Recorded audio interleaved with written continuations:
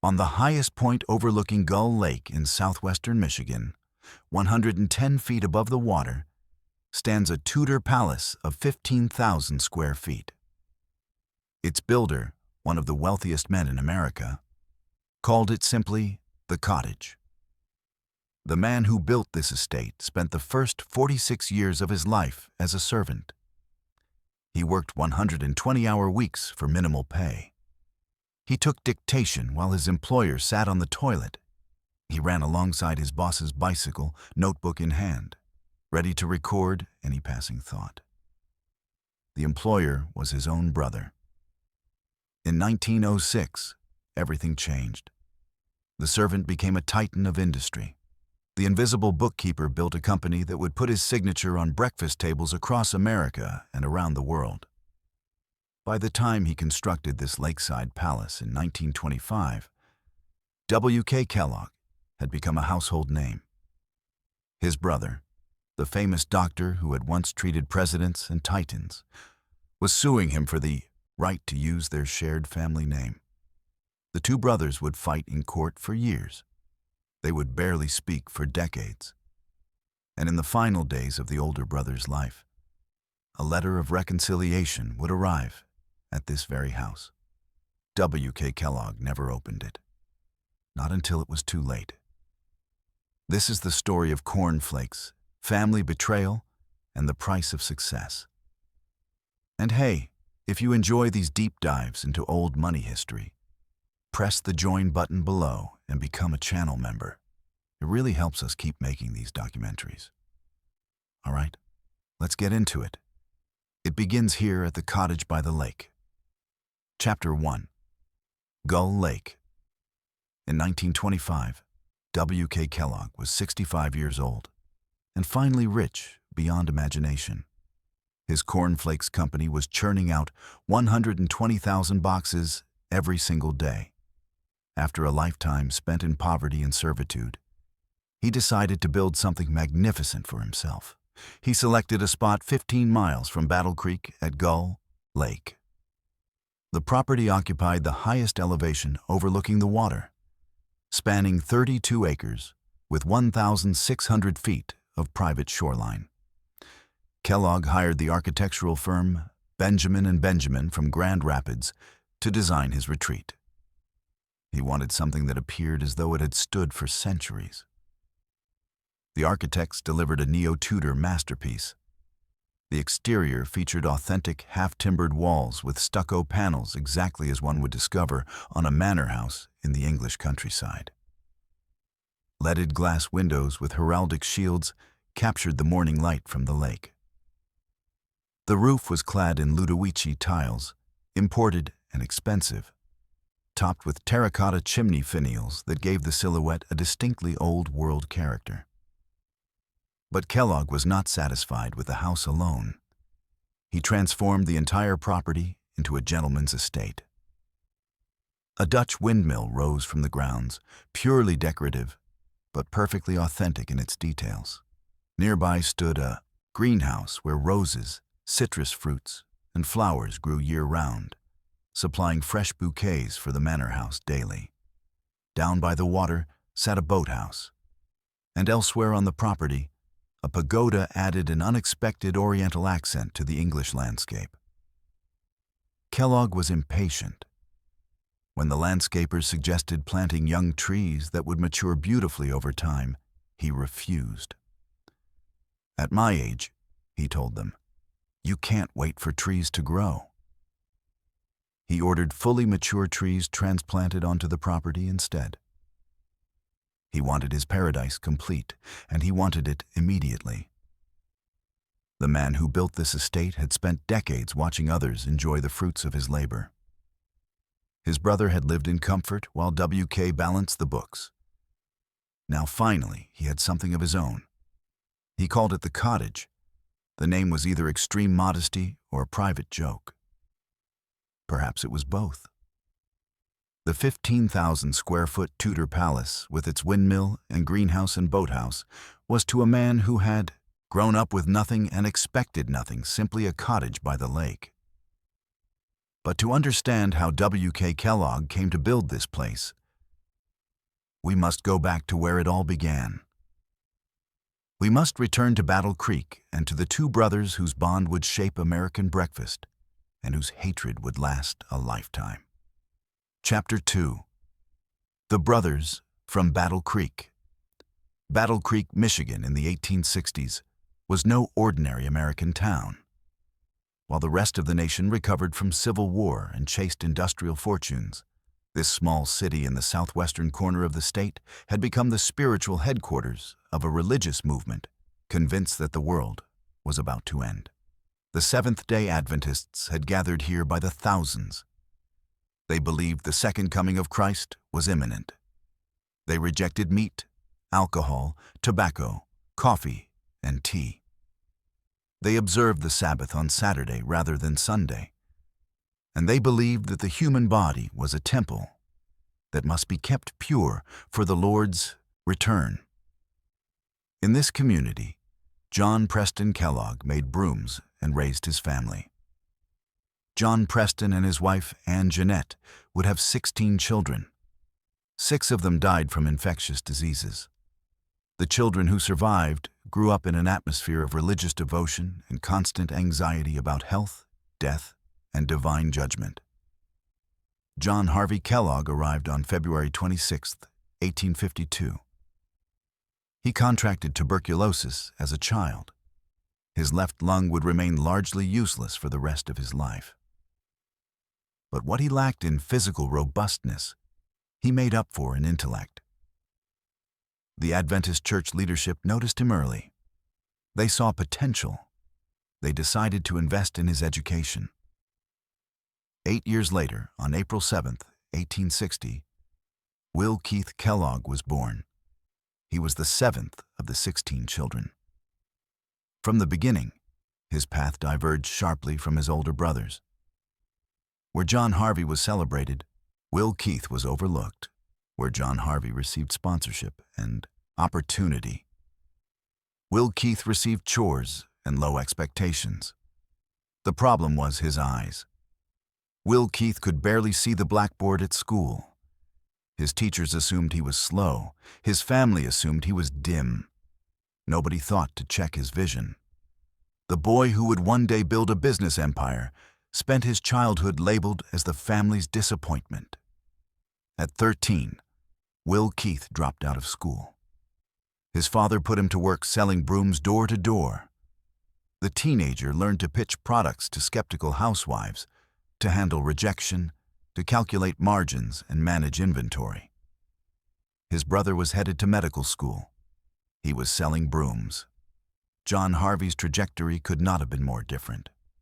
The church sent him to study at the Hygeo Therapeutic College in New Jersey, then to the University of Michigan Medical School, and finally to Bellevue Hospital Medical College in New York City. He returned to Battle Creek in 1876 as a fully credentialed physician, 24 years old, ready to take charge of the Adventist health institution that would make him famous. The Western Health Reform Institute had been founded a decade earlier to put Adventist health principles into practice. It was struggling. The church elders needed someone with vision and medical credentials to transform it. John Harvey Kellogg was their man. He immediately renamed it the Battle Creek Medical and Surgical Sanitarium. The word sanitarium was his own invention, a combination of sanitary and sanatorium. The San, as everyone came to call it, would become the most famous health resort in America. That same year, 1876, 16-year-old Will Keith Kellogg walked through the doors of his brother's institution. He was not there as a patient. He was there as an employee. John Harvey needed someone to keep the books, manage correspondence, and handle administrative details. Will Keith needed a job. The arrangement seemed natural. It would last 25 years. Chapter 3. The Sanitarium Madness. The doctor stood 5 foot 4 inches tall and dressed entirely in white. White suit, white shoes, white tie. On his shoulder sat a white cockatoo. Behind round spectacles, A pointed beard gave him a distinctive appearance that patients and staff never forgot. John Harvey Kellogg was the most famous physician in America. His Battle Creek Sanitarium had grown from a struggling Adventist clinic into a campus covering 30 acres with more than 30 buildings. The main structure alone could house 1,300 patients. Between 800 and 1,000 employees kept the operation running, including 30 physicians on staff. The people who filled those rooms were not ordinary patients. Presidents William Howard Taft, Warren G. Harding, and Calvin Coolidge all came to Battle Creek seeking restoration. Thomas Edison arrived when his mind needed rest. Henry Ford and Harvey Firestone escaped the pressures of business within these walls. Amelia Earhart prepared for her historic flights here. John D. Rockefeller Jr. sought refuge after the Ludlow massacre had stained his family's reputation. The Sand had become the place where America's elite went to be cleansed. On February 18, 1902, at 3:48 in the morning, fire broke out in the main building. The flames spread rapidly. Staff roused 407 sleeping guests and evacuated them into the freezing Michigan night. Only one person died, an elderly man who went back inside for his belongings. The loss was estimated at $400,000. Most of it was uninsured. John Harvey Kellogg rebuilt on an even grander scale. The new sanitarium opened in May 1903. Designed in the Italian Renaissance style in 1928, he added a 14-story tower that dominated the Battle Creek skyline. His philosophy of health began with digestion. Kellogg believed that 90% of all human disease originated in the stomach and intestines. The solution was simple: clean them out. He invented an enema machine capable of pumping 15 quarts of water through a patient's bowels in a single minute. Patients received multiple enemas daily. Kellogg himself took one every morning and another at midday. Water alone was not enough. Kellogg believed the intestines needed to be colonized with beneficial bacteria. His solution was yogurt administered from both ends. Patients consumed half a pint by mouth. The other half was pumped directly into the rectum. The procedure was meant to establish healthy flora throughout the entire digestive tract. For patients who needed additional stimulation, there was the vibrating chair. This wooden seat shook the body at up to 60 oscillations per second. The violent trembling was designed to promote bowel movements. It often succeeded immediately and involuntarily. Light therapy cabinets bathed patients in the glow of dozens of electric bulbs. Sinusoidal machines sent mild electrical currents through their bodies. Mechanical horses provided exercise for those too weak to ride real ones. President Coolidge enjoyed his sanitarium horse so much that he had one installed in the White House. But John Harvey Kellogg's deepest obsession was not the bowels. It was sex. He had married Ella Eaton in 1879. The marriage was never consummated. The couple maintained separate bedrooms for their entire lives together. Instead of biological children, they fostered 42 orphans over the years and legally adopted 8. Kellogg wrote extensively about what he called the solitary vice. Masturbation, he warned in his books and lectures, caused poor posture, acne, weak vision, heart palpitations, epilepsy, and insanity. His recommended preventions were extreme. For boys, he advocated circumcision performed deliberately without anesthesia. The pain, he wrote, would create a beneficial association in the child's mind. In severe cases, he recommended suturing the foreskin shut to make erections impossible. For girls, he prescribed the application of carbolic acid directly to the clitoris. These were not fringe ideas hidden from public view. Kellogg published them in best-selling books. He lectured on them to packed auditoriums. The Sand's entire dietary program was designed partly to suppress sexual desire. Heavy, flavorful foods were thought to inflame the passions. Bland, simple fare would keep the body calm and the urges dormant. This philosophy would lead directly to the invention of cornflakes. Chapter 4. The Invention. The story of cornflakes begins with an accident in 1894. John Harvey and Will Keith were experimenting with ways to create easily digestible grain products for sanitarium patients. The process was tedious. They boiled wheat, rolled it thin, and baked it into sheets. One batch of boiled wheat was left out overnight.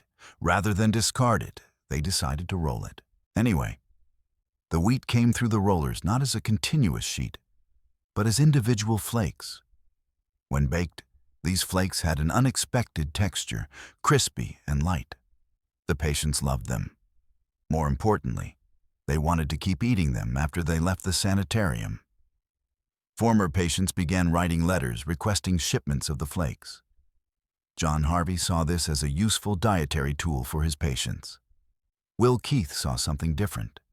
He saw a business opportunity. But Will Keith was still his brother's employee.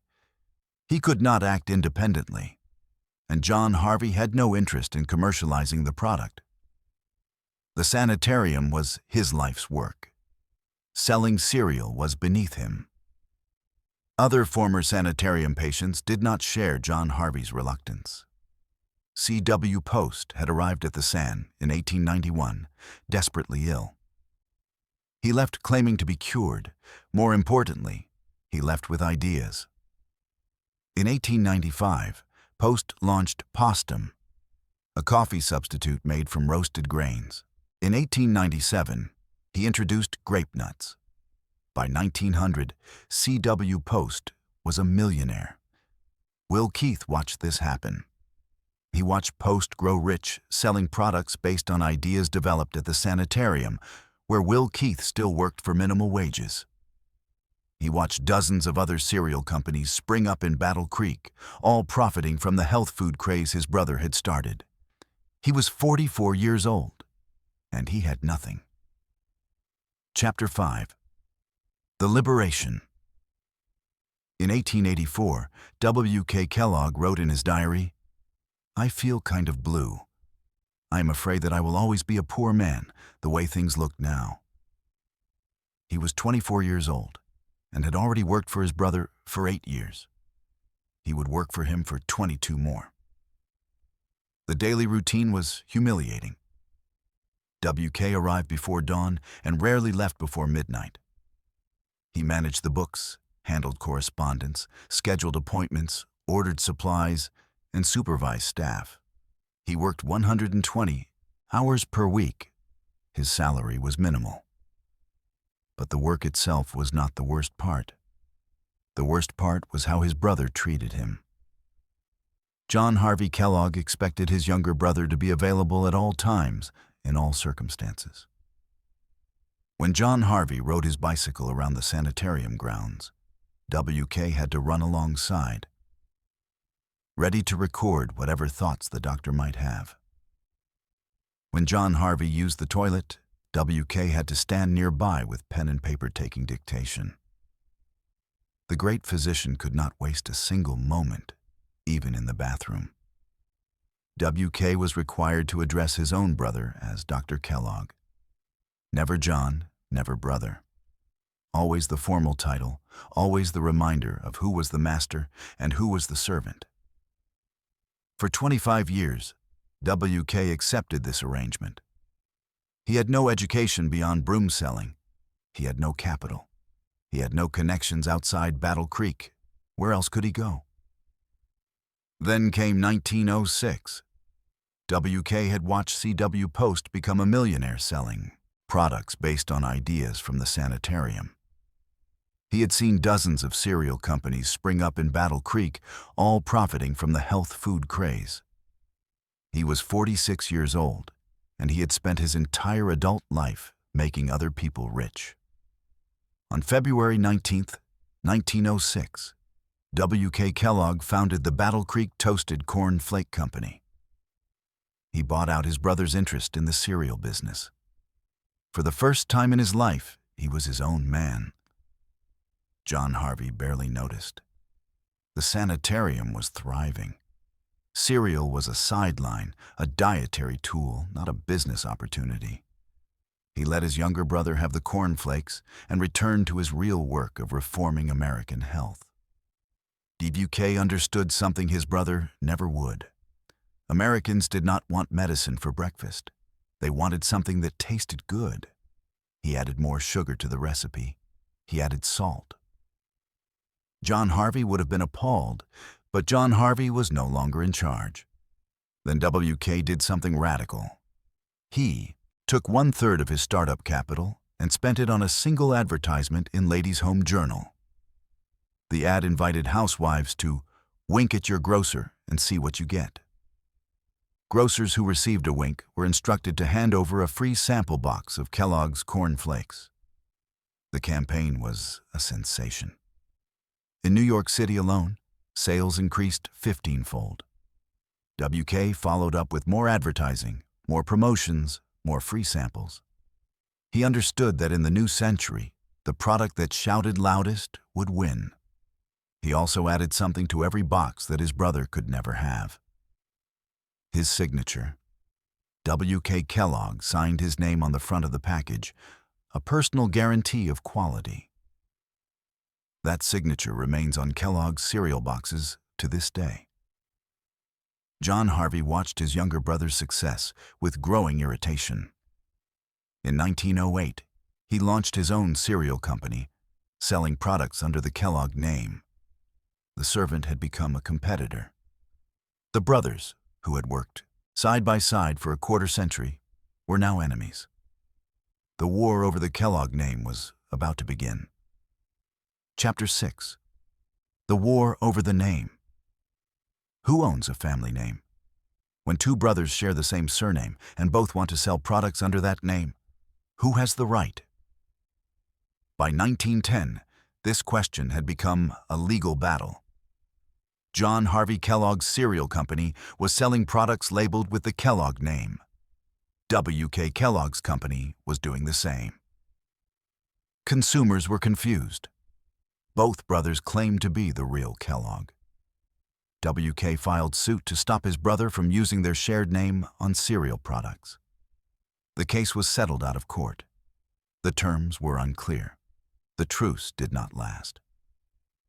In 1916, the brothers were back in court. John Harvey had launched a product called Kellogg's Sterilized Bran. W.K. responded with his own brand cereal. Each accused the other of trading on his reputation. The case went to the Michigan Supreme Court. The trial lasted an entire month. Witnesses testified about the history of the sanitarium, the invention of corn flakes, and the meaning of the Kellogg name in American commerce. The central question was simple. When ordinary Americans heard the word Kellogg on a cereal box, who did they think of? John Harvey Kellogg took the stand. He was the world-famous physician.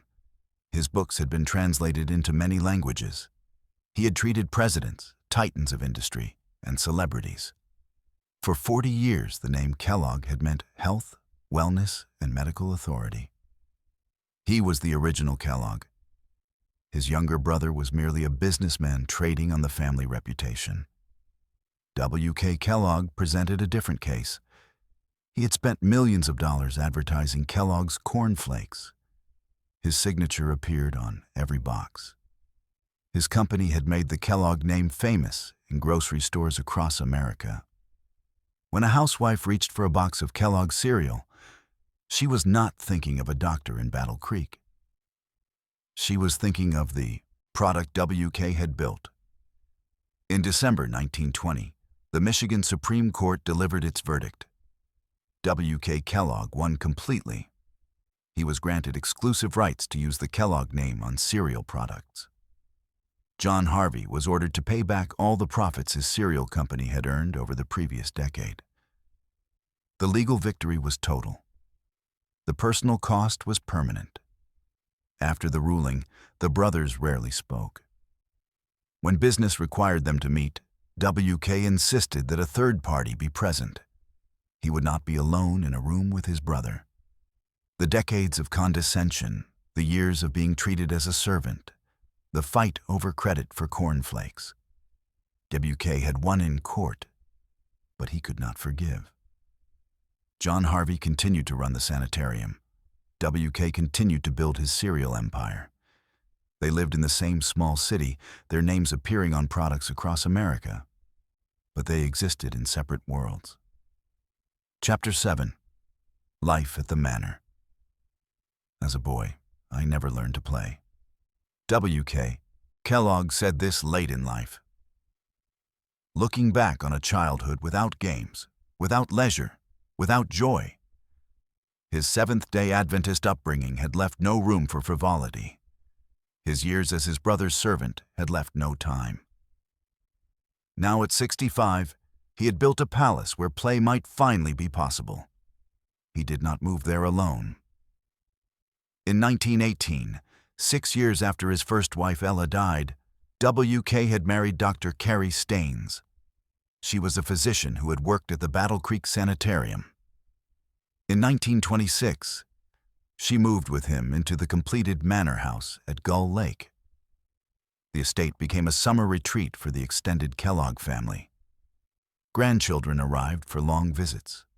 They played games in the billiard room while their grandfather watched. They explored the grounds, ran across the lawns, and splashed in the lake. W.K. had never experienced such things as a child. Now he could watch a new generation enjoy what he had missed. His own pleasures were quieter. W.K. loved silent films. He installed a projection system at the manor and hosted regular movie nights for family and guests. In the darkness of his private screening room, the man who had spent decades balancing ledgers could finally sit still and be entertained. Almost immediately after moving in, the Kellogg's deeded the property to the city of Battle Creek with a specific instruction. It should become a place where all of Battle Creek may forever play. The gift came with a condition. W.K. and Carrie retained a life lease, allowing them to remain in residence for as long as they lived.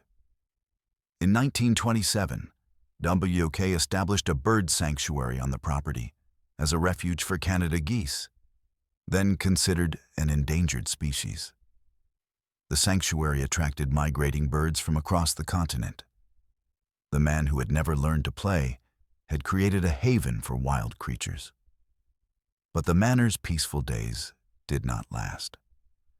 When World War II came, the United States Coast Guard requisitioned the property. W.K. and Carrie had to leave their cottage by the lake. W.K. leased a smaller house about a mile down the road. Carrie returned to her family in Fenwick, Michigan. In 1944, the Coast Guard departed. The manor then became a rehabilitation center serving wounded soldiers from Percy Jones Army Hospital in Battle Creek. The hospital occupied the old sanitarium building where W.K. had once worked as his brother's bookkeeper. Carrie Kellogg died in 1948 without returning to the manor. The military finally left in 1950. The house stood empty for 18 months. On October 6, 1951, W.K. Kellogg died.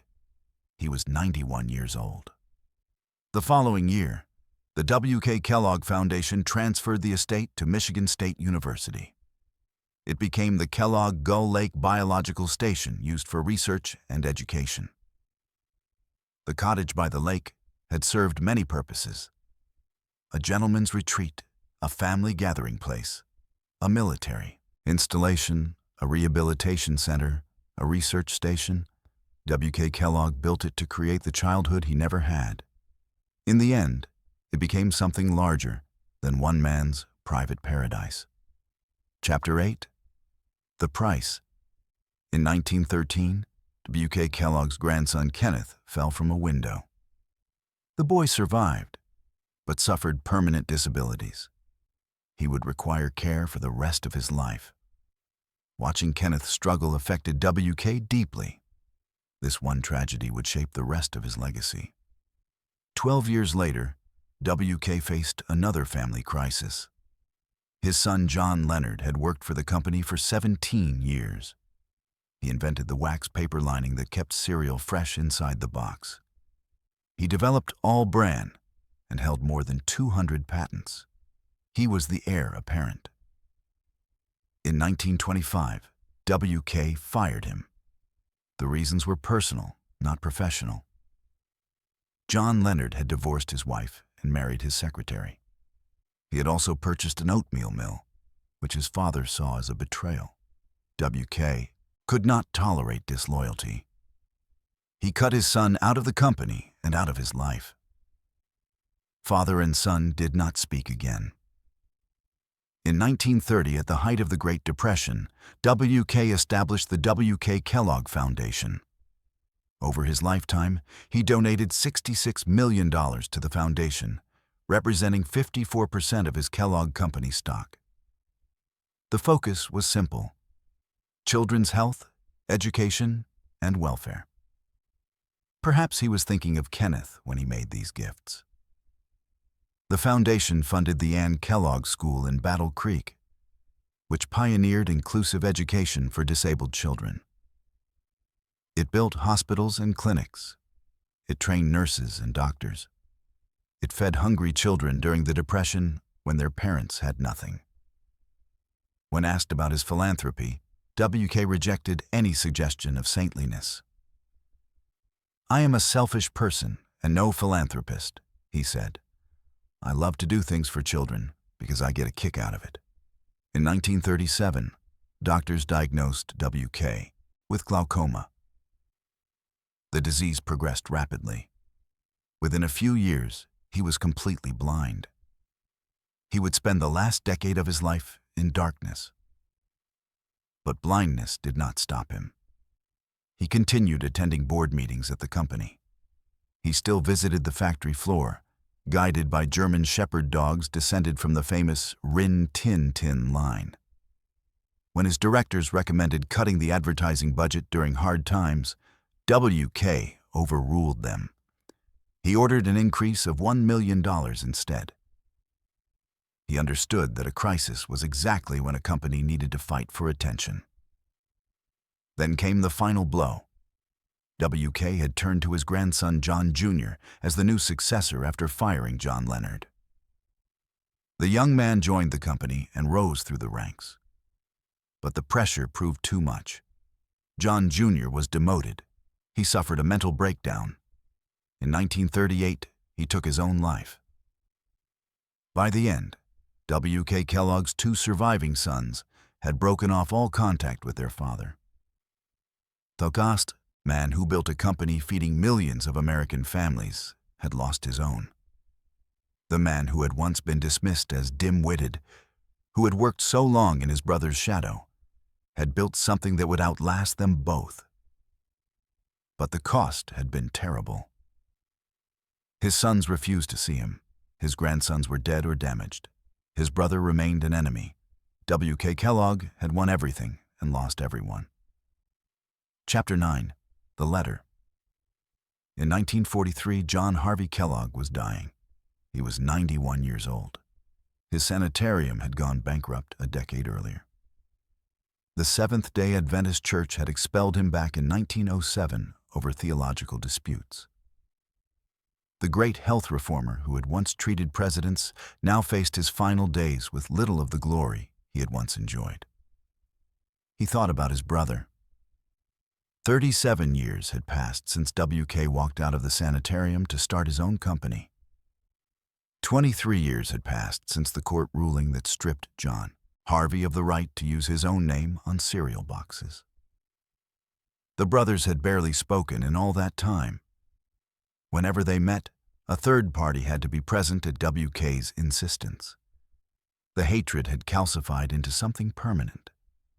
But death has a way of softening old grievances. John Harvey picked up a pen and wrote a letter to his younger brother. In it, he admitted what he had never acknowledged while he was healthy and powerful. He had treated W.K. badly.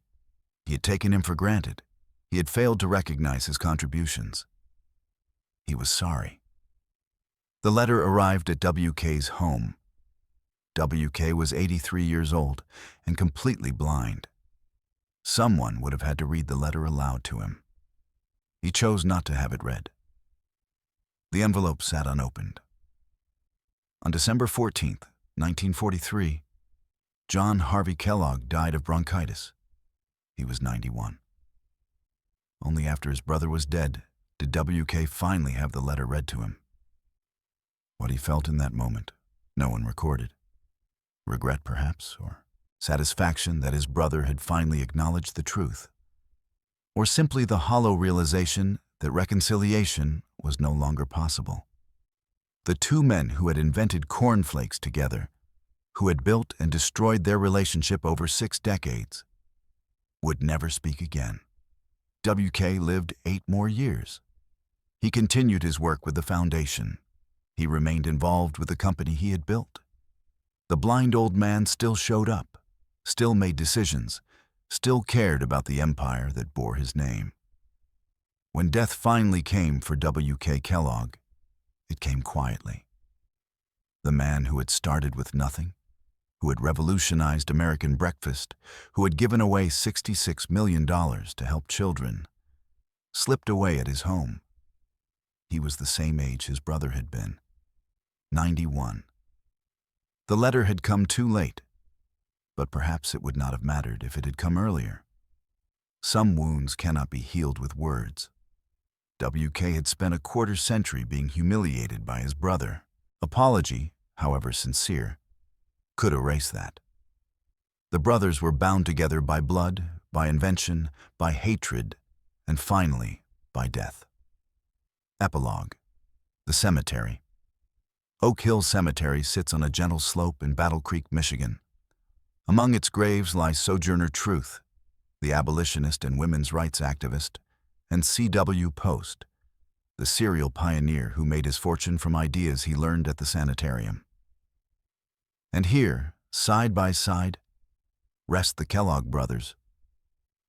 John Harvey Kellogg died in 1943.